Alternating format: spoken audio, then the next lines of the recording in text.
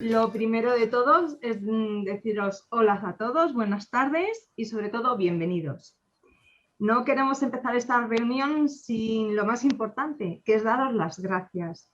Un gracias así de grande. Gracias. Gracias por estar ahí. Gracias por apoyarnos constantemente. Gracias a todos y a cada uno de vosotros porque sois una parte fundamental de esta organización. Y gracias por formar parte de esta pequeña familia que se llama Recover. Os comento que a lo largo de este encuentro vamos a tener también un chat donde podéis dejar vuestras dudas, vuestras ideas, vuestras sugerencias. Las dudas las vamos a intentar solventar poco a poco. Y todas vuestras sugerencias y vuestras ideas, pues vamos a tomar notas y las vamos a tener en cuenta. También comentaros que la sesión va a ser grabada. Va a ser grabada porque queremos luego difundirlo posteriormente a todas las personas que no han podido estar con nosotros en este ratito. Fijaros, el lugar donde nacemos determina la salud que vamos a tener. Para nosotros nos gusta mucho empezar con esta frase, ¿por qué? Porque es una realidad, refleja muy bien la realidad. Donde naces determina la salud que vas a tener y justo por eso trabajamos nosotros, para que no sea una realidad, para que el lugar donde naces no determine tu salud. Ese es nuestro trabajo. ¿Y quiénes somos? Pues somos Fundación Recover, Hospitales para África. Con el nombre lo queremos decir todo. Somos una pequeña ONG que empezamos a andar allá por el año 2017. Trabajamos para facilitar el acceso a una sanidad de calidad y con futuro a muchas personas en el África subsahariana, con un modelo de sanidad sostenible. Para nosotros eso es importante, que el modelo sea sostenible, un modelo sanitario sostenible. ¿Y por qué actuamos en África subsahariana? Pues por muchos motivos. En España la sanidad es pública. Bueno, pues en África la sanidad es de pago. La prevención no suele ser lo más habitual. El diagnóstico siempre suele ser bastante tardío. La corrupción hospitalaria es bastante importante. Hay escasez tanto de medios como de profesionales sanitarios. Los accesos a los centros médicos suelen ser muy precarios y los propios centros médicos, las propias infraestructuras suelen dejar mucho que desear. Por eso nosotros trabajamos desde 4 líneas de acción: hospitales, telemedicina, formación y pacientes. Hospitales, una red de salud. Telemedicina, sanidad que conecta. Formación, capacitando al futuro. Y pacientes, oportunidades que curan. El COVID, como veis, nos ha trastocado a todo el mundo y a todas las organizaciones, pues a nosotros también nos ha trastocado. Hay programas, como es el programa Pacientes, que no le hemos tenido que suspender, no le hemos podido desarrollar, de hecho todavía le tenemos suspendido. Y hay otros programas, por ejemplo, como el de formación, que al no poder viajar los voluntarios a terreno, pues lo hemos tenido que readaptar, ¿no? Todas aquellas formaciones presenciales se han tenido que convertir en formaciones online. Todo este trabajo que hemos hecho el año pasado, en el 2020, os lo va a contar luego Chus, nuestra directora, con más profundidad. Ahora os quiero presentar a Beatriz. Beatriz Noreira, que es una voluntaria nuestra, y os va a poner, va a contextualizar el trabajo de Recover en África. Pues cuando quieras, Beatriz. Hola, buenas tardes a todos y a todas. Bueno, pues mi parte habla del contexto sociocultural y bueno, pues con esta primera diapo un poco lo que queríamos era recordar que siempre tenemos que intentar huir de la mirada etnocéntrica que con la que todos cargamos, ¿no? Para quien no conozca el término, pues el etnocentrismo es cuando alguien desde su punto propio de vista, desde su propia óptica, está enfocando su cultura como la más aceptada, más apropiada, más idónea, ¿no? Entonces, cualquier otro punto de vista, cualquier otra cultura va a ser siempre valorada desde su punto de vista cultural. A ver, la siguiente, vale. En la siguiente diapo queríamos hablar un poquito sobre la importancia que tienen los estereotipos que se crean en torno a algo y cómo repercuten al tiempo que creamos propios prejuicios, ¿no? sobre X tema. Pero en este caso que nos interesa sería sobre los países en los que podríamos trabajar o colaborar, que serían países en vías de desarrollo, especialmente países africanos. Y bueno, aquí a la izquierda podemos ver un ejemplo de una foto que creó un estereotipo sobre los países africanos. Es una foto muy reconocida bueno, El buitre y la niña, la titularon, pero fue muy utilizada por muchas ONGs, por muchas fundaciones para recaudar fondos. Y la realidad es que aquí se transmitió como un buitre y una niña, ¿no? Como el buitre que está esperando a que la niña fallezca prácticamente, ¿no? para empezar a ingerir. Y la realidad era que, que era un niño que sí que estaba en un proyecto de desnutrición, estaba en un campo de apoyo a la desnutrición, pero se había apartado precisamente para defecar, ¿no? Se había apartado de la zona de soporte nutricional a la zona de defecación. Entonces, la foto está tomada en ángulo, de manera que parece que el buitre está esperando el fallecimiento, ¿no? Pero nada más lejos de la realidad. Pero aún así se utilizó muchísimo y esto creó un prejuicio sobre los países africanos que todavía se arrastra a día de hoy y que nos oculta datos tan reales como lo que vemos a la derecha, ¿no? Como que si nos miramos a nosotros mismos y hacemos una mirada hacia nuestro propio país, pues estamos entre los primeros 3 países en ranking de pobreza infantil según esta gráfica de la OCDE. La siguiente diapositiva es un poco, queríamos reflejar la idea de la importancia que tiene la convivencia de los diferentes sistemas sanitarios. En esta foto, por ejemplo, a la izquierda vemos lo que sería un proyecto de prevención de salud en un país africano enfocado desde la biomedicina, ¿no? Es una tabla, un calendario vacunal como el que tenemos nosotros y se lleva a cabo, esto es concretamente de Camerún, se lleva a cabo en esta zona cuando yo estuve allí, pero a la derecha vemos una foto de unos niños que llevan todos una misma pulsera y estas pulseras son pulseras consideradas dentro del sistema sociocultural como preventivas de salud. O sea, el efecto de estas pulseras es el mismo efecto que tienen las vacunas desde la comprensión sociocultural de las personas que están viviendo en esta zona concreta que era Guinea-Bissau, ¿no? Entonces, es un poco para dar este enfoque de la convivencia de los sistemas sanitarios y que tanto nuestro sistema biomédico, que para nosotros es ampliamente reconocido y desde un punto de vista etnocéntrico el más valioso, no tiene por qué ser así, puede estar conviviendo con otros sistemas y puede incluso darse más valor a otro sistema sanitario diferente al nuestro, ¿no? Eso es importante tenerlo en cuenta.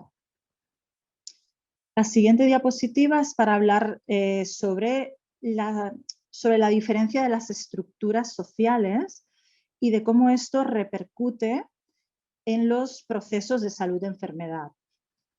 A la izquierda vemos un diagrama que nos representa una descendencia familiar patrilineal y a la derecha la descendencia matrilineal. ¿Qué quiere decir esto?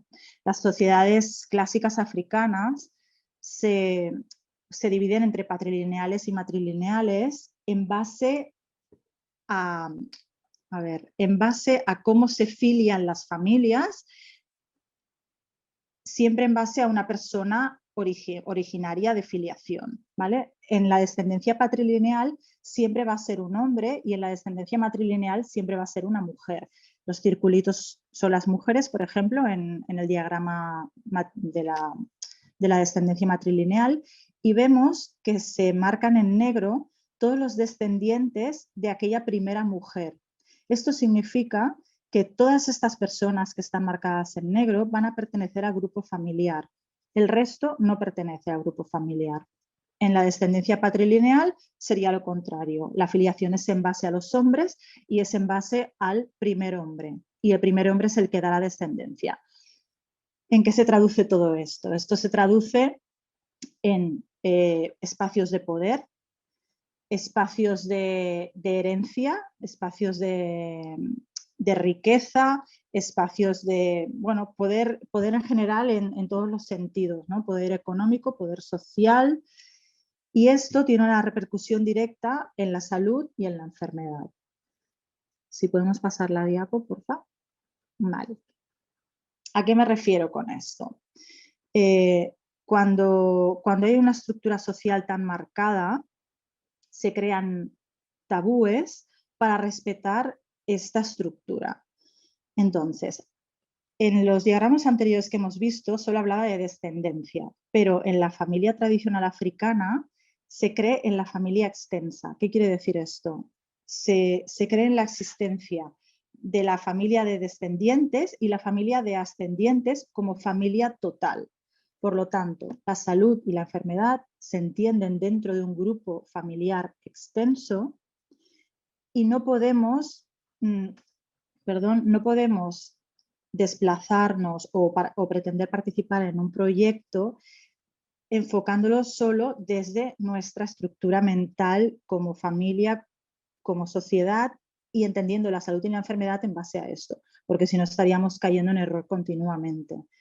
Aquí, por ejemplo, vemos esta fotografía y bueno, yo la titulé Salud basada en el confort de la familia extensa porque cuando pregunté qué significaban estas vasijas que estaban llenas de agua, el jefe de aquel grupo me explicó que estas vasijas estaban llenas de agua porque todas las noches sus familiares no vivos bajaban a beber. Entonces, si estas vasijas no estaban completamente llenas de agua y tenían sed, lo que podía ocurrir era directamente una enfermedad en la familia, ¿no? En los miembros más pequeños. Normalmente los miembros más jóvenes de la familia son siempre los más castigados por la rotura de tabúes, por la rotura, por la rotura de reglas familiares, ¿no?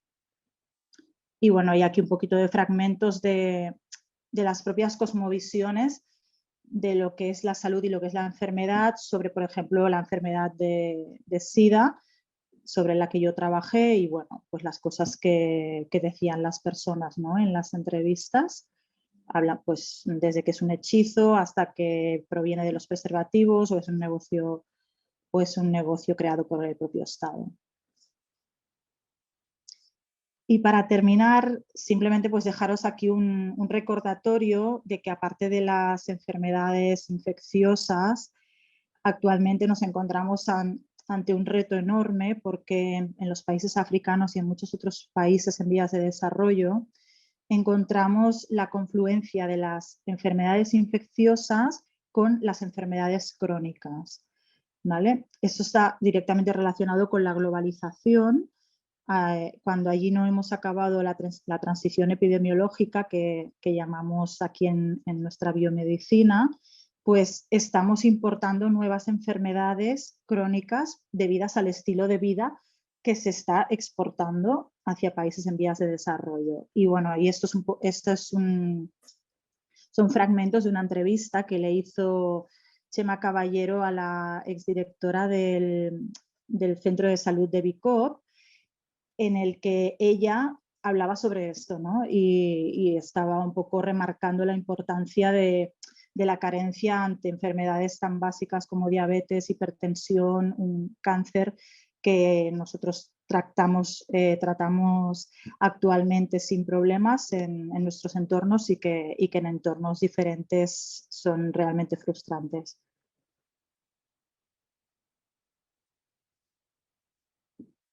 Espero que... Bueno, pues muchas gracias, Beatriz. De nada. Y y ahora paso yo a contaros un poco, como decía Sonia al principio, nuestro trabajo en 2020 en la Fundación Recover. Entonces lo vamos a intentar hacer a través de algunos mitos relacionados con la COVID-19, como no, la pandemia que nos ha acompañado durante todo el año 2020 y que en este 2021 sigue estando con nosotros. Entonces vamos a empezar con el primer mito. Hay un mito muy extendido que dice que hay menos casos de COVID en África que en Europa. Entonces, bueno, si miramos el mapa que veis, pues efectivamente se podría decir que así es. Pero no estamos tan seguros de que realmente sea así. Primero porque las identificaciones, los test de identificación que se hacen y que están a disposición del continente africano no tienen nada que ver con los que hay en Europa. Ahí tenéis un dato muy claro, ¿no? En España se han utilizado 47 millones de pruebas y en toda África 45 millones de pruebas, con unas poblaciones que claramente son muy diferentes. El continente africano hablamos de 1.300 millones de población frente a los 42, 43 millones de habitantes en España. Claramente las pruebas realizadas son distintas.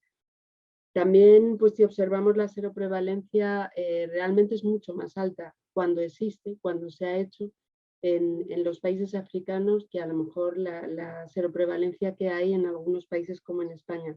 Aquí hablamos del 5%, cuando estábamos en Madrid con índices altos se estaba hablando del 10%, pero no llegamos a ese 38% en ningún momento. Y luego, pues evidentemente también los sistemas sanitarios son más deficitarios allí y pues habrá seguramente muchos casos de COVID que no se diagnostican, muchísimos fallecimientos por COVID que no se califican como tales, ¿no? Hay un dato interesante que es el número de médicos por 10.000 habitantes. Mientras en Camerún, por ejemplo, esta cifra se sitúa en 0,8, en España hablamos de 40 médicos por 10.000 habitantes. Y me agarro a esta cifra para empezar a hablaros de nuestro primer programa, el programa de formación. Precisamente porque los profesionales sanitarios en África hay muy pocos en el continente africano y sobre todo en África subsahariana, que es donde trabaja la Fundación Recover. Nuestro programa de formación es fundamental y le queremos impulsar cada día más y trabajar cada día más con él. La COVID nos ha hecho cambiarlo, sin duda. Durante el 2020, todo lo que eran formaciones presenciales, en una gran medida, las hemos tenido que desviar a formaciones online. Pero por suerte, estábamos casi preparados para ello y hemos hecho 2 formaciones con un montón de participantes que si no hubiéramos estado casi preparados no habríamos podido hacerlo o nos habría llevado mucho más tiempo asumirlo. Bueno, entonces algunos ejemplos de las formaciones que hemos hecho durante este año han sido una formación. ¿Puedes pasar a la siguiente, por favor, Katia?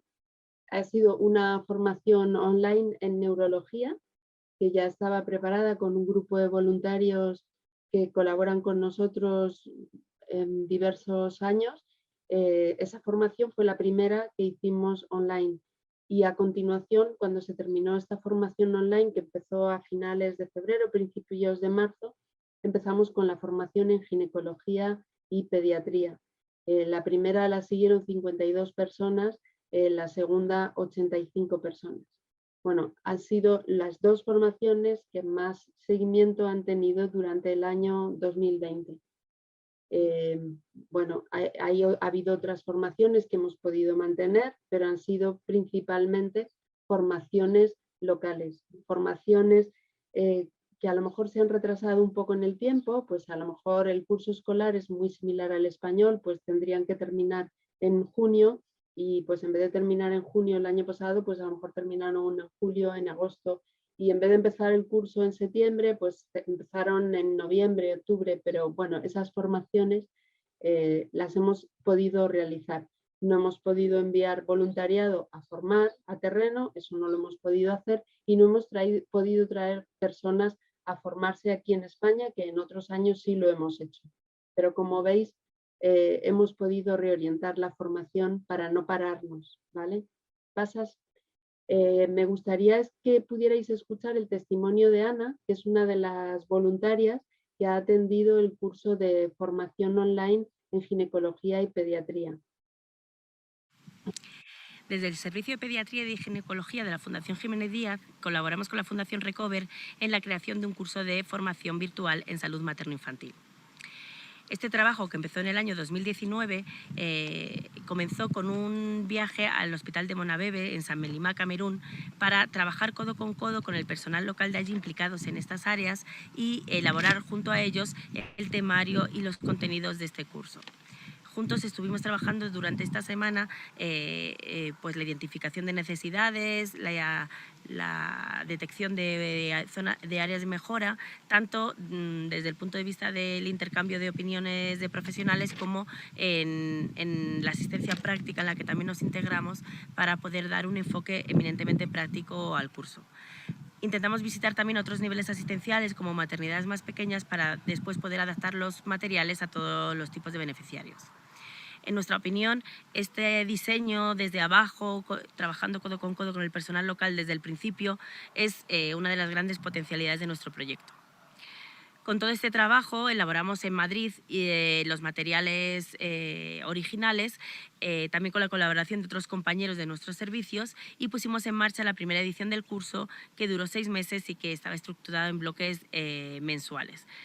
Cada mes, además de los contenidos teóricos, pues intentamos dar un enfoque práctico con discusión de casos clínicos, con preguntas por el chat a los profesores y también con una videoconferencia al final de cada curso para discusión de algunos puntos, hacer preguntas o analizar algunos casos clínicos juntos. La aceptación del primer curso creo que ha sido buena y ya estamos elaborando también con lo aprendido en la primera edición, pues la segunda edición, que se pondrá en marcha en el próximo mes. Bueno, pues como veis y como os decía antes, efectivamente esto se empezó a preparar, el viaje de Ana y el equipo que trabajó con ella en noviembre del 2019. Bueno, no teníamos ni idea de lo del COVID, pero nos vino muy bien que esto se pudiera haber hecho antes para poder trabajar. Bueno, voy con el segundo mito. El segundo mito dice que la COVID-19 afecta menos a las personas negras. La verdad es que tampoco podemos decir que sea así. Sí que es cierto que uno de los primeros estudios que se hizo y que empezamos a oír todos era que en Italia, que había muchos inmigrantes, pues eran los que menos incidencias, cuando ya os recordaréis, marzo 2020, perdón, Italia era donde empezó en Europa, ¿no? Y bueno, pues decían que la población negra de África, de Italia, estaba teniendo menor incidencia.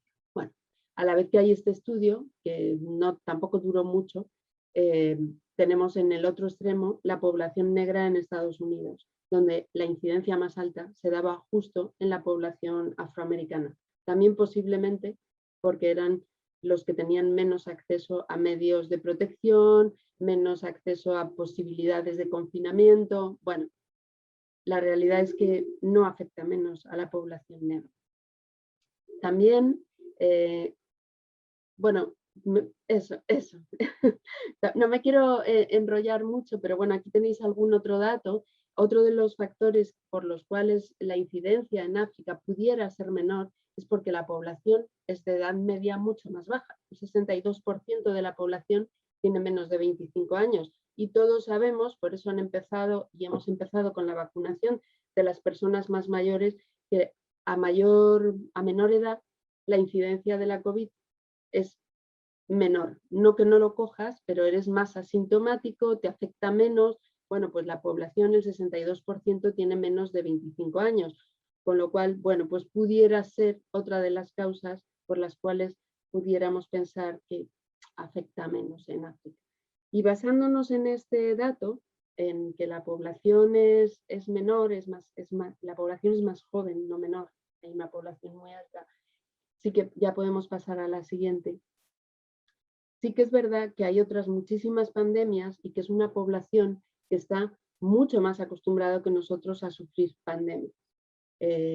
Pues por ejemplo, la incidencia del ébola, de la que todos hemos oído hablar en los últimos años, el VIH, que parece que aquí ya lo tenemos controlado, pero allí el VIH está muy extendido, la malaria, bueno, eso como las principales pandemias, ¿no? Pero hay otras muchas enfermedades con las cuales también estamos trabajando en Fundación Recover, como es el cáncer de cérvix, la drepanocitosis, la diabetes.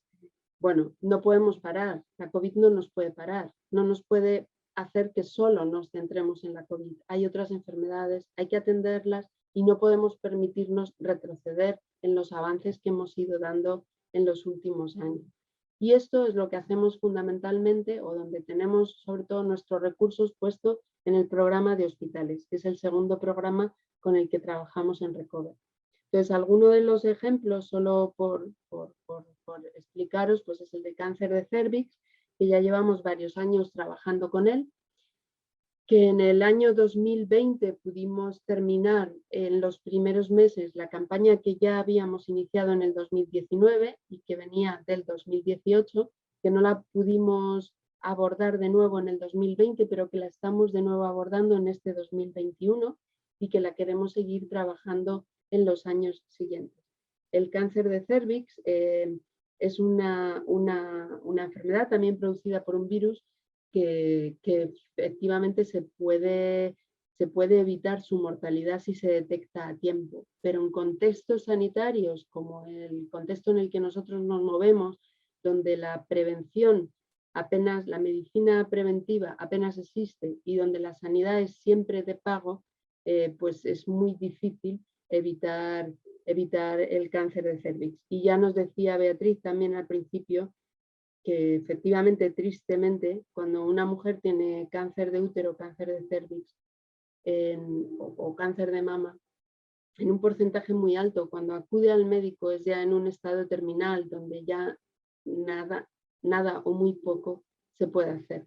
Mientras que si se hubiera cogido a tiempo, el 80% de los casos se habrían evitado, ¿no? Bueno, pues es una campaña en la que trabajamos. Aquí tenéis otros ejemplos de proyectos que hemos trabajado durante el año 2020, como ha sido, por ejemplo, la construcción del bloque quirúrgico en el Centro de Salud de Insuláfrica, en Cribi, o un pozo en el Centro de Salud de Benvis, o algunos equipamientos o campañas rurales en el centro de Monabebe. Son solo algunos de los ejemplos de los proyectos que hemos estado trabajando durante el año 2020. No nos hemos parado.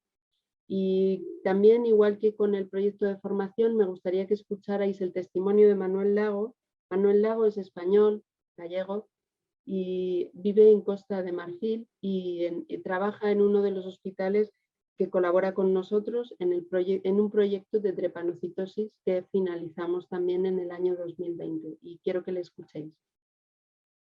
Voy a hablar de un proyecto muy interesante que hemos podido realizar gracias a la Fundación Recover. Un estudio sobre la prevalencia de la drepanocitosis, que es bastante frecuente en África tropical. Esa enfermedad hace a los pacientes inmunes frente al paludismo, que es la primera causa de mortalidad en África. Las últimas estadísticas del país hablaban de una prevalencia del 12% en 1974. Era evidente para nosotros que había que actualizar la cifra de 1974. En diciembre de 2018 vino a Costa de Marfil Susana Romao, de Recover, y hablamos de que nos gustaría hacer una campaña de diagnóstico de drepanocitosis. Poco después, Recover montó un proyecto en el que intervendríamos 3 centros sanitarios de carácter fuertemente social. Habría formación del personal, sensibilización de la población accesible a esos 3 centros y una campaña de test. Josep Galé, que acababa de acabar sus estudios de medicina, vino a trabajar en ese proyecto en Gualé. Ese trabajo fue el objeto de su tesis de fin de carrera. Durante el proyecto se hicieron en Gualé 550 test que dieron 108 resultados positivos, es decir, 19,6%. On a fait le test à moi, ma femme et puis à mon enfant. Et ils ont confirmé qu'ils avaient de la drépanocytose. En effet, la drépanocytose de ma fille a été un gros choc pour moi et ma femme. Aujourd'hui, j'ai eu plus d'informations sur la drépanocytose que plusieurs malades ou plusieurs parents. Je suis vraiment content de cela et je vous remercie. J'ai tout le temps malade, chaque mois j'étais tout le temps à l'hôpital, pâlie, fatigue, je ne suivais pas bien les cours. Et lorsque je suis tombée enceinte de mon premier enfant, et pendant la grossesse j'ai fait la crise, et c'est là qu'on m'a dépisté que j'avais la drépanocytose. Donc petit à petit, j'ai pu m'en sortir pendant la grossesse. Et c'est là que j'ai connu le centre Wallet. Je remercie tout le monde. Muchas gracias. Bueno, pues como veis, no todo es COVID y que efectivamente hay otras muchas campañas, otras muchas enfermedades y en Recover hemos estado trabajando con todas ellas. Voy con el tercer mito. El tercer mito dice que el clima africano no favorece la propagación. Seguramente muchos habréis oído decir al principio, sobre todo al principio, que en las zonas cálidas no iba a haber la misma incidencia del COVID. Pero bueno, hay distintos estudios que de alguna forma contradicen y acaban diciendo que realmente el clima ni favorece ni lo frena. Se desarrolla tanto en las zonas frías como en las zonas cálidas. O sea, no por estar en un clima ecuatorial va a haber menos incidencia de COVID. También es cierto que en algunos momentos se habló y se le asoció mucho a la COVID con la gripe y por tanto se decía, bueno, habrá una estacionalidad, en invierno habrá picos altos, en verano bajará la incidencia. Bueno, pues parece que con la COVID tampoco ha sido así.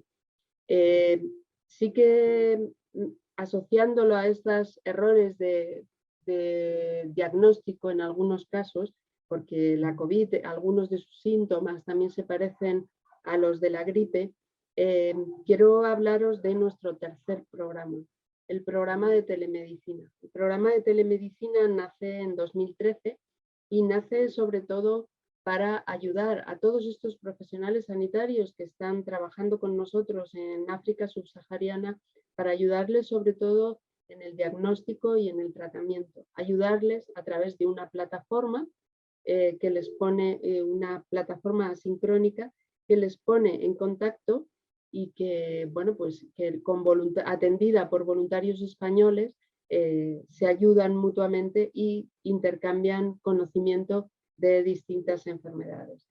Esto, que desde el 2013 está funcionando, cada día va a más y vamos fortaleciendo la plataforma, va habiendo nuevos voluntarios, vamos trabajando en distintas áreas. Y el año pasado, por supuesto, el año de la virtualidad, pues la telemedicina tuvo, si cabe, aún más sentido que en años anteriores.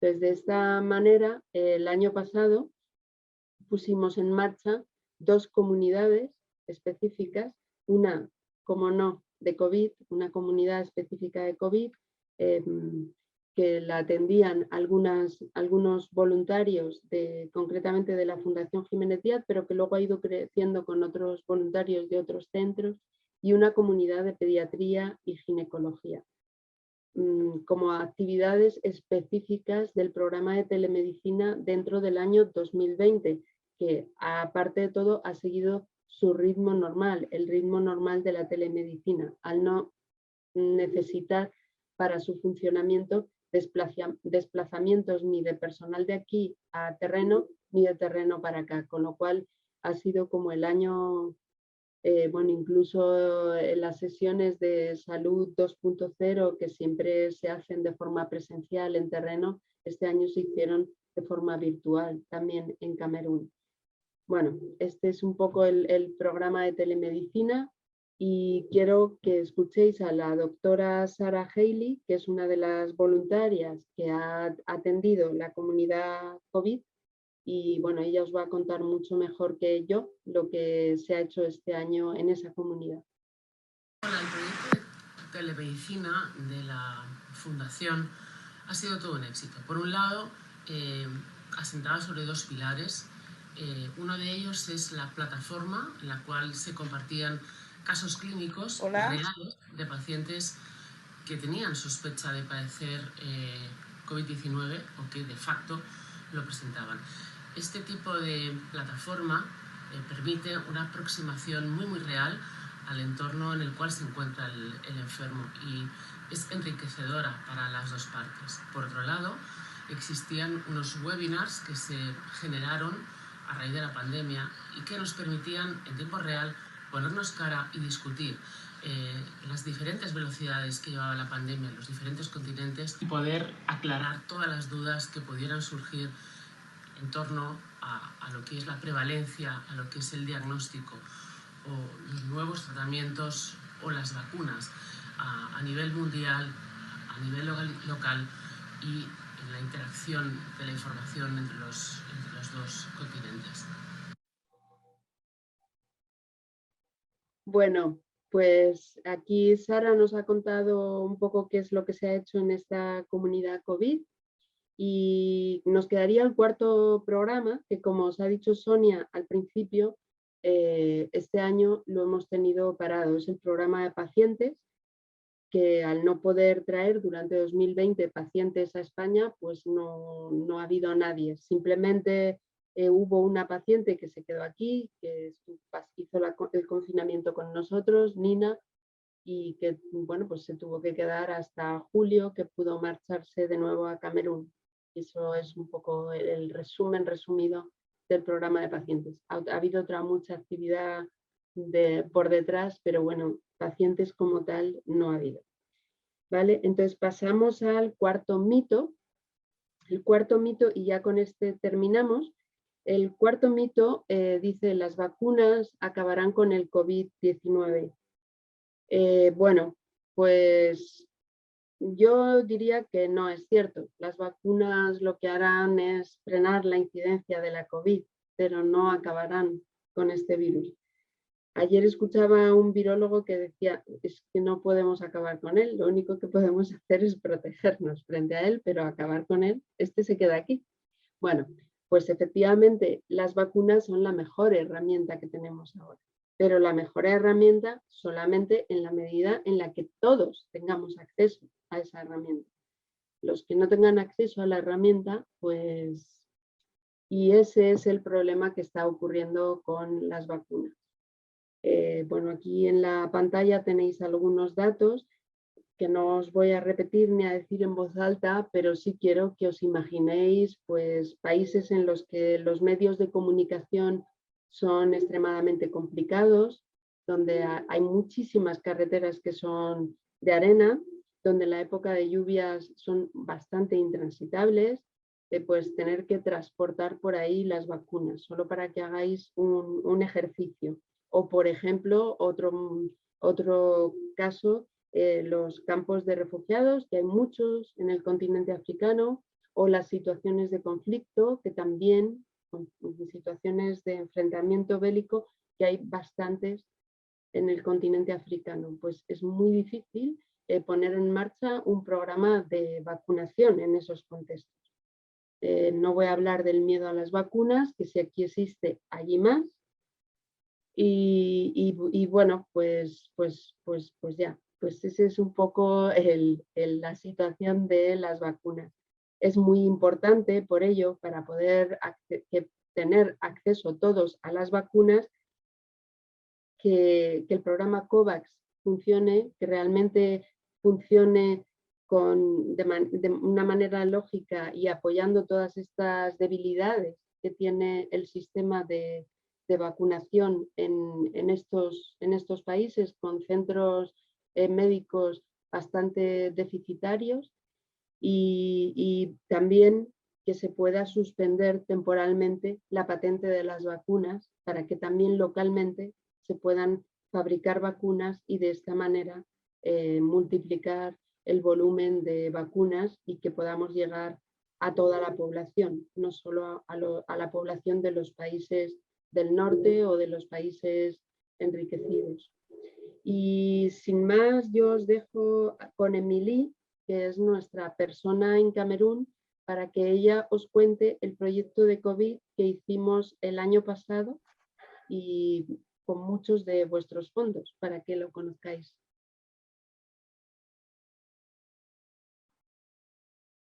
Emilie. Vale, hola a todos. Perdona, es que no puedo poner la video porque el internet está muy mal aquí en este momento. Y perdona por lo ruido porque he tenido que salir a la calle para poder conectarme. Así que el proyecto de COVID-19 con la Fundación Recover, pues la verdad es que ha sido una buena oportunidad para el país de beneficiar de la Fundación Recover, del apoyo de la Fundación Recover, porque cuando llegó el COVID en marzo en Camerún, pues la gente pensaba que era una cosa que no nos afectaría. Entonces, mucha gente no habían tomado las medidas necesarias para eso. Le estamos mirando como algo de los demás. Y pues Recover ha tomado las cosas muy pronto y ha dicho, si llega, tenéis que estar ya preparado y ha montado este proyecto de COVID para hospitales con que trabajamos, alrededor de 25 hospitales en África. Y ha habido dos proyectos, uno en 2020 donde había materiales de protección, de detección como los test, material de tratamiento como los centros de oxígeno y mucho material para poder tomar en carga a una persona que está enferma de COVID. Y luego también se compartía conocimiento en la plataforma, se mandaba conocimiento a todos los responsables de los hospitales para compartir con los profesionales. Y pues la verdad es que este ha ayudado mucho porque cuando ha llegado el dinero del público, del gobierno y todo, con toda la corrupción que hay en este país, las cosas no fueron repartidas como se deberían. No hay muchos, no todos los centros han recibido los test para poder testar al menos a los curando de los demás. Y pues la gente han sido muy contentos, sobre todo los personales, han sido muy contentos con todo lo que hemos apoyado en Recover. En 2020 hemos recaudado como 90,000 euros para poder apoyar a los centros y en este año, en 2021, hemos ayudado ya también con 14,000 euros, pero sobre todo este año con el material de profesión individual para el personal. ¿Por qué? Porque el personal, primero, hay muy pocos personales profesionales en Camerún para la población. Entonces, si las personas se contaminen, si las personas fallen, será muy mal para la población que tendrá que enfrentar también otras enfermedades que COVID. Entonces, este año nos hemos apoyado en protección de material individual para, sobre todo, guardar a los profesionales. Bueno, como ha dicho Chus, ha llegado las vacunas, pero la gente aquí le están tomando un poquito con mucho desfío. No hay una comunicación de verdad. La gente no sabe exactamente si las vacunas están bien para...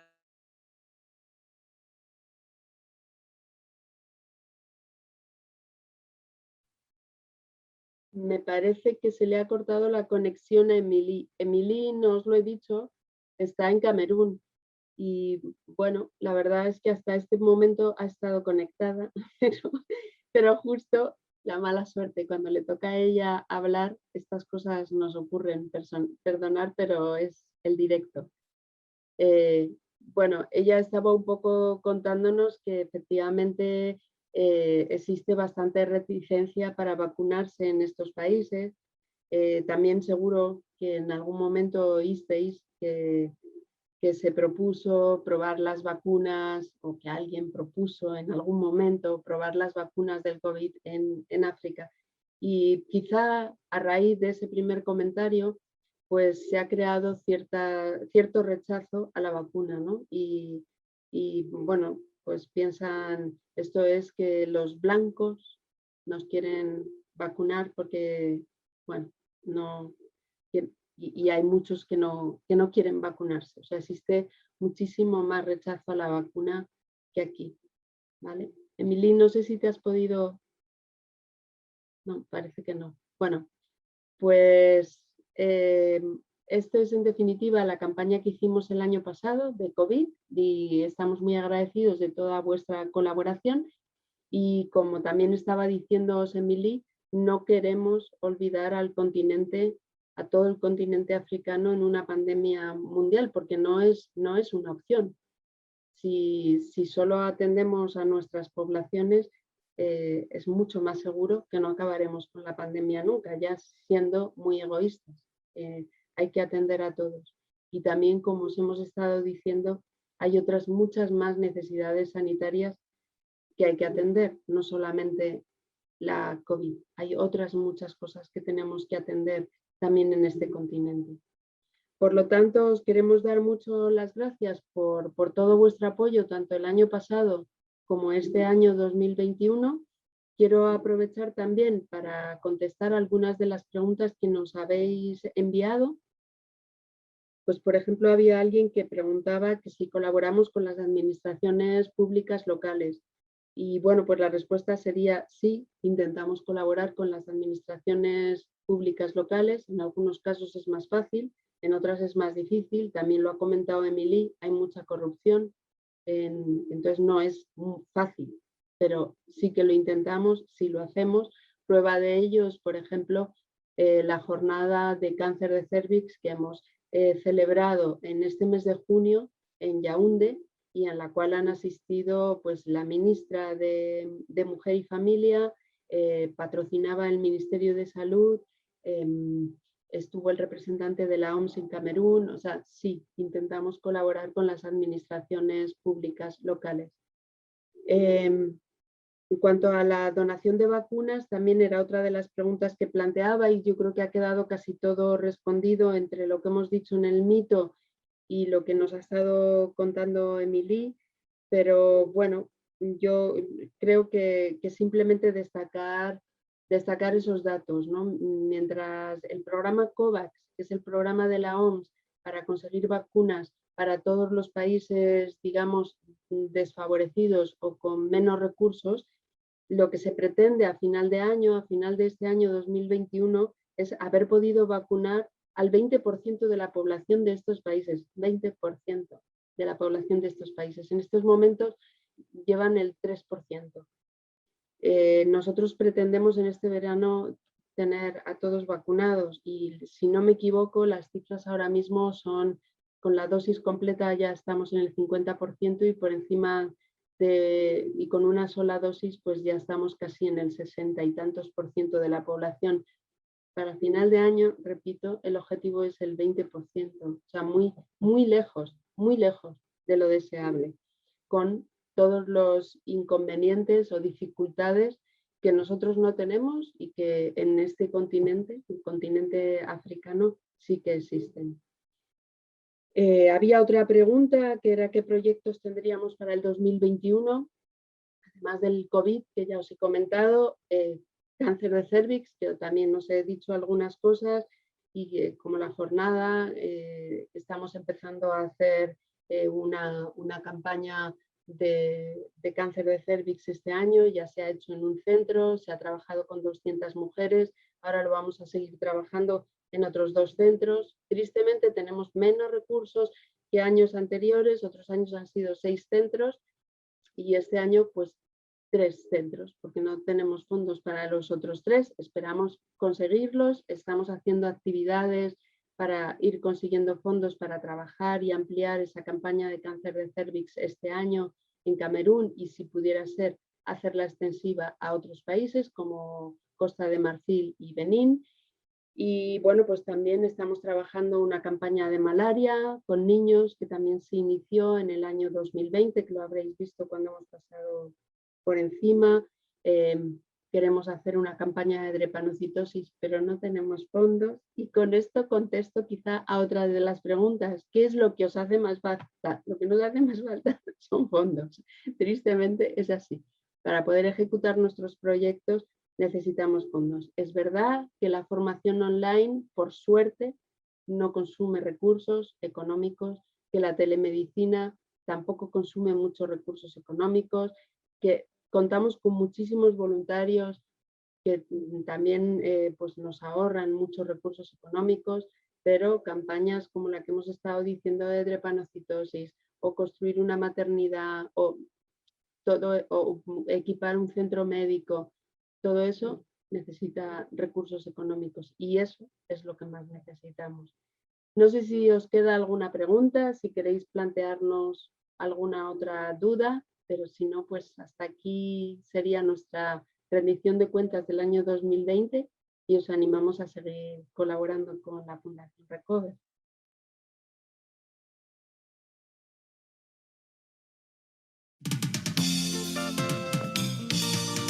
Des grammes, les petits ne la mangent pas.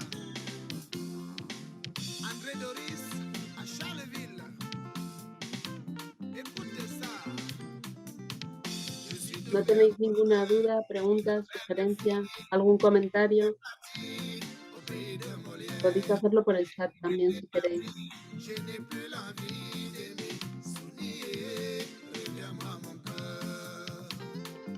Bueno, pues si no tenéis ninguna duda, pregunta, comentario o sugerencia, pediros disculpas de nuevo por la desconexión de Emily. Ha sido muy interesante escuchárselo decir directamente a ella, pero y muchas gracias por haber atendido este espacio y esperamos veros al año que viene de nuevo en el acto de rendición de cuentas. Gracias a todos.